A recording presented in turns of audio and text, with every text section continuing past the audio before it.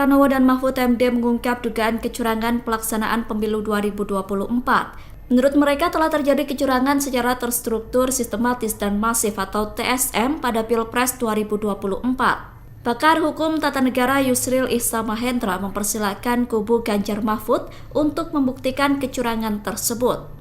Pernyataan itu disampaikan Yusril saat ditemui di Universitas Indonesia pada Kamis 22 Februari. Yusril mengatakan dirinya tidak bisa menilai ada atau tidaknya kecurangan secara TSM di Pilpres 2024. Jika memang ada anggapan pelaksanaan pemilu dicurangi secara TSM, Yusril meminta untuk membuktikan hal tersebut. Yusril yang akan memimpin tim hukum pembela pasangan Prabowo Gibran itu menghormati semua langkah yang akan ditempuh kandidat lain. Oleh karena itu, ia menegaskan kubu lawan untuk membuktikan jika memang ada kecurangan TSM.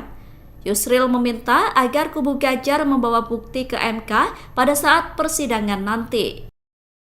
Download Tribun X sekarang, menghadirkan lokal menjadi Indonesia.